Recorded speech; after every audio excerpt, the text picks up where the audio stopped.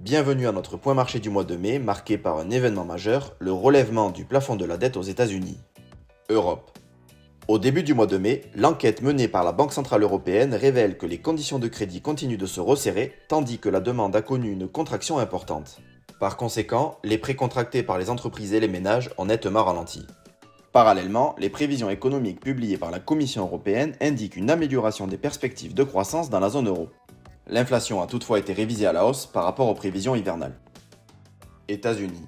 L'actualité aux États-Unis est marquée par la question du relèvement du plafond de la dette.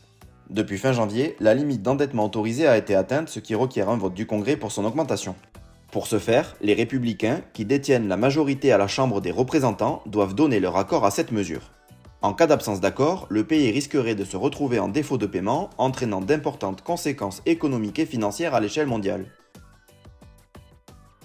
Chine.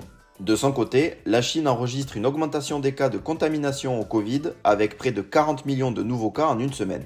Cependant, les mesures restrictives ne sont plus privilégiées. La stratégie radicale du zéro Covid est mise de côté car l'objectif principal est maintenant de relancer l'économie. Malgré la reprise de l'activité dans les usines, la reprise économique reste fragile. Le taux de chômage des jeunes atteint désormais 20%, les prix à la consommation stagnent et les investissements étrangers ont diminué de 3,3% au cours du premier trimestre. Action. L'absence d'accord sur le plafonnement de la dette américaine a entraîné une baisse des marchés mondiaux en début de semaine dernière. En conséquence, des actifs considérés comme valeur refuge comme le dollar ont gagné en valeur. Parallèlement, le secteur de l'intelligence artificielle continue de connaître un fort engouement, ce qui redéfinit la dynamique concurrentielle entre les entreprises.